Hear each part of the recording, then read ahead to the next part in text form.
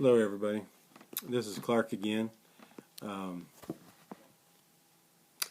Just wanted to make another video. I don't think that first one come out too good, but this was sort of want to kind of start adding to the story a little bit more about me. Like I said last time, I had problems dealing with anxiety, and it really took its toll on me trying to get out in service and try and do what we're supposed to think is right, or what we're supposed to be doing. It really, when I sit and think about it now, looking back, that I realized that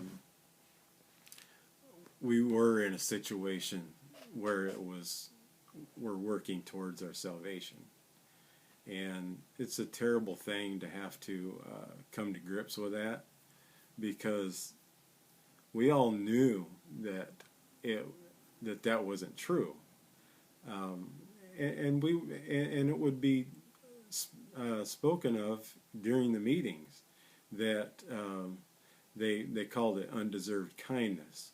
And with what I have been studying now, just studying the Bible itself, and really looking into the life and ministry of Jesus Christ, that this is not just undeserved kindness. It's not. That's not a good word to use. That's a really bad way of looking at it. It puts a negative perspective on what Jesus did, but that instead that is grace, and it's under grace that we are able to have salvation and have that which was promised to us. That's under grace. That's free, and there's nothing that we can do to earn that. And they would speak of things like that at the Kingdom Hall, or even at the assemblies, but they didn't really put a whole lot of faith in that aspect, because so many times you would hear,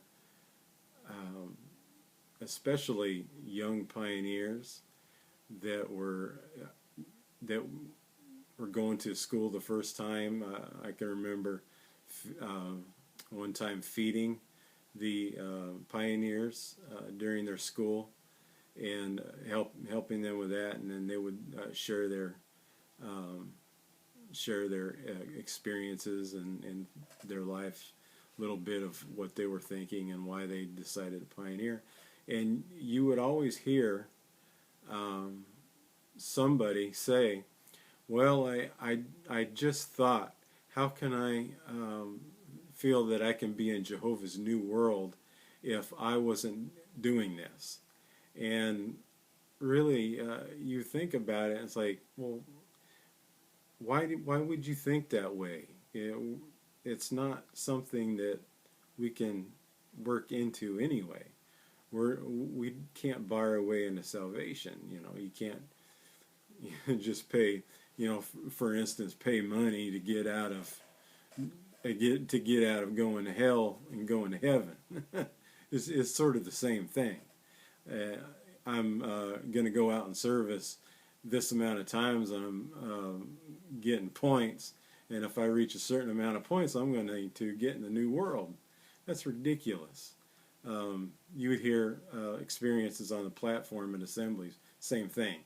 It was invariably, most of the time, you would hear somebody say that. Even people that were supposedly someone that had a lot of spiritual knowledge, or spiritual people that were in the circuit work, or long-time pioneers, special pioneers, stuff like that. They all felt the same way. I recently remembered a circuit overseer several years back say that one of the things that got him into into pioneering was when they were putting a campaign, if you will.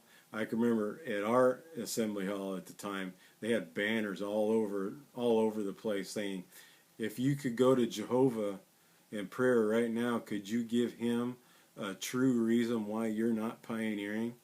And this brother remembered that same thing at his assembly hall, and it caused him to decide to start pioneering. And he was going to get ready to go to college, and that was the reason why he did that, and eventually became a pioneer, or eventually became a circuit overseer. And this was kind of his same way of thinking. How can I look Jehovah in the eye and expect myself to be in the new world if I'm not doing this? And so this was something I've always felt was bad, was wrong, was a wrong way of thinking. I even got into a big argument with a cousin of mine over this same situation, because he felt the same way, and of course I didn't. So that's one thing that always kind of bothered me. I didn't like the fact that even though they would teach differently, they would allow people to say something like that without trying to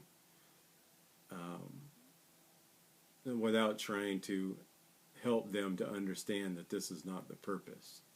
So really, this was something that has bothered me and continue to bother me, and just kind of made me realize that this is not, if this is making me this upset, do I really want to continue to be around it? And so the answer to that is no, really. I can't continue to buy into something that I just can't agree with. It doesn't have to be a total agreement of everything. Everybody's going to have different opinions on stuff. But let's face it, we're talking about a life course that is that we dedicate ourselves into doing, whatever the outcome may be, whether it's going to be something totally different or nothing at all. The point is that we are putting our lives and focus into this so much that it takes up our lives, it takes up our time. And now we get to the point where we can't enjoy it. There's always something more you can do. Can you reach out and do just a little bit more? Is what you always hear. And I would sit there, and I'd sit in the hall, the assemblies, and hear this, and I roll my eyes. Because it was always the same thing. You're never, ever doing enough. And quite frankly, that's depressing. How can you feel good if you're constantly being looked at as if to say you're not doing enough? Well, anyway, like I said, I had become a ministerial servant, and one particular time, it had been about 3 years, had a bad winter. I was still living with my folks at the time, but I had a bad winter, or we had a bad winter. It started early, and I got to a point where I wasn't able to get out because I would try and get ready to go to work and be snowed in. I couldn't get out. Our road didn't get plowed. It was a private road. There was several of us that lived on it, but it was a private road, so the county didn't plow it out. And so I would get up to go to work in the morning. I couldn't get out. So I couldn't go to work, and I'd have to spend my day getting out, and getting out so I could go to work the next day. my day off would come along, and I'd have to go to work to make up for the day that I lost. Well, sometimes I'd lose a couple of days, and that really hurt my service time. And then in December 20th of 1996, the house that I was living in with my parents burned down. Fortunately, my parents were not there when it happened, because like I said, they were older people, and I'm glad that they weren't there to have gone through that. That was really a life-changing situation. It was very scary and very depressing too. When you believe, I grew up believing your home is your castle, and when you get home, that is your sanctuary. That is a place of peace and tranquility. And when you go out and you face the world, especially when you're suffering from anxiety and depression, and you are facing reality, you're facing the real world and other people, and this stuff comes down on you, and you get that claustrophobic feeling, it really affects you. And so the idea of going home makes you feel better, and being home relaxes you and gives you peace of mind, and is really a good thing. So having your house burned down is taking away that ability to have and gain peace, and without to mention the fact that you are now homeless. That's even worse. That's a bad feeling, and anybody out there who's experienced that knows what I'm talking about. It's not fun whatsoever. So anyway, house burns down December 20th, 1996, and right after, circuit overseer comes along, and he automatically comes up to me and starts telling me that he's worried about my activities, that I have very low monthly average. And I said, well, I said I have had a little trouble in the last month, a couple of months. I said, but it shouldn't have affected it too bad. And he says, well, you're low. He says, you're much lower than the congregation average, which is ridiculous. Yeah, it's a whole nother story. And I asked him, I said, well, why are you saying that? My hours should be around at least the congregations. He says, no. He says, it's not. And he says, and you're irregular. So right away I said, that can't be right. But he says, well, that's what's on paper. So I finally asked him, I said, well, wait a second. Are you going to take my word for it, or do you have to go with what's on paper? He says, I have to go with what's on paper. So I realized there's no love there. He's just an office worker pushing papers. And crunching numbers. That's all he's doing. What's the point of him being there if that's what he's going to do? He's supposed to upbuild the congregation. How is it upbuilding when somebody is working hard, and then he goes up and tells them that, and you tell him another story? Well, automatically you're lying, because what shows on paper is different from what you're telling me, and I can't take your word for it. Oh, that took the wind out of my sails. I mean, really bad. So I found out what hours I was missing, or what months I was missing. It was like 3 months. 3 months I was missing, and there was no way that I had missed turning my time any 3 months. Sure, I might have been late a couple of times, but not not to the point where I didn't actually turn the time in. So I I I rectified the situation before he left. I went to the secretary. I said, "What?" I said, "You never let me know that I was missing some months."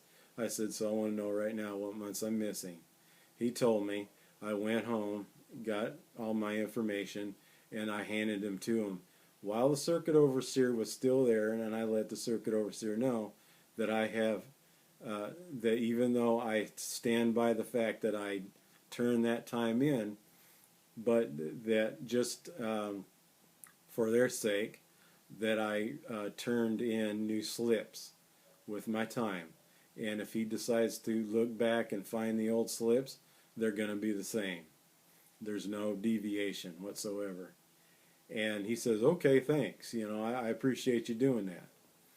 And, well, needless to say, I did tell him that it's going to be hard from this point on for me to get much hours because my elderly father, whose house has burned down, I can't idly just sit back and say, "Well, Dad, I got to go out and service. I can't help you today." So I used my days off to help my father. And I told the elder body the same thing. I said, "Hey, look, guys, I'm going to need some help." And they said, "What do you need help with?" I said, "Well, service." And they said, What do you need help there for?" And so I told them, I said, "Well, come on, I got to use the time that I have to help my father. I can't, he's 74 years old. How am I supposed to say that I have to go out and service and let you take care of the house by yourself?" And, or, fixing it up. And they said, "Well, what do you suppose we do?" And I said, "Well, maybe some kind of afternoon or evening, a couple of days a week, if you can free up some time that where my dad might not need any help or whatever, or that he can, or he's not working on the house, whatever, we can go out. If there's something you can do to help me get through this, at least for the next few months while we're rebuilding." After all, it's a commandment to be there for your parents, and that was my thinking. And say, "Oh yeah, well, we'll see what we can do. We'll help you out. That's cool." And I said, "Great, yeah, just let me know." And of course, I never got a call. Never got talked to. Say, "Hey, let's work together at this time. Let's do this. Let's do that." And the only brother that did was the PO, or the only one that actually tried to, I should say, at that particular time was the PO, and he would make an arrangement to work with me, and then right at the last minute, and this happened twice, and right at the last minute he canceled on me. So I said, "Okay, there goes that." So six months later, the circuit overseer comes back, and right away he comes to me this time again. "Oh," he says, "it's even worse this time." He says, "You're only averaging about 2 hours a month." I said, "Oh, come on, that can't be right." He says, "Well, you're still irregular." Well, not only did I find out that I was still irregular because of those same 3 months as before, but I still had 2 other months. So I was irregular 5 months. I guess that would actually constitute inactivity on my part. But I was, for 5 months, I was irregular. 2 hours a month, field service average. And I said, "There's no way." I said, "Come on." I said, you were here the last time. You knew that put in new field slips for those 3 months. And I said, and I'm still those 3 months showing no time. And I said, that can't be right, and you know it's not. But nevertheless, they decided, and I think this was I think this was their agenda from the get-go, was to go ahead and have me removed. And so sure enough, they talked to me. The PO and another elder talked to me, and I'm thankful that at the time, because I worked on weekends, I worked on Saturdays. My dad called me at work and told me, he says, I'm not supposed to tell you this, he says, but I'm going to anyway. He says, you're going to get a call by the PO, and he says, they want to talk to you, they're going to remove you. And he says, I'm not happy about it, but there's nothing I can do about it because I'm your father. And so I went ahead and took it. I listened to him. And, really, I was so stressed out at that time that I didn't care.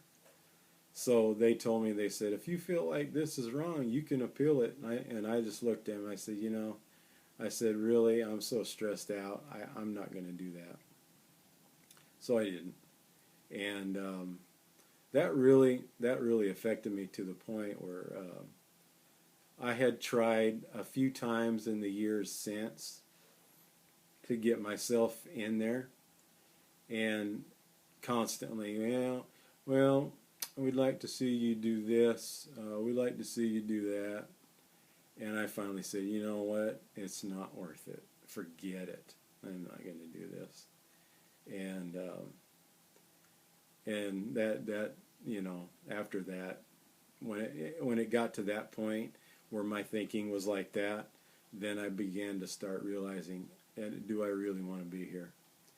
And do I really want to continue to be stressed out like this? Do I want my family to go through this? No. And that's sort of been some of the experiences I have. So anyway, I thank you for listening, and I really hope that this has helped others, maybe suffering the same thing. I don't wish this on anybody. This kind of stress, it's not worth it. It's not healthy. It's not anything anybody should have to go through. And for anybody who has gone through it like this, man, I know what it's like, and I hate it. But thanks for listening, and thanks for watching, and please let me know what you think about the video, and leave me some feedback. I certainly would appreciate that. So y'all have a good day, and good afternoon, evening, wherever you are, and we'll see you out there again later on.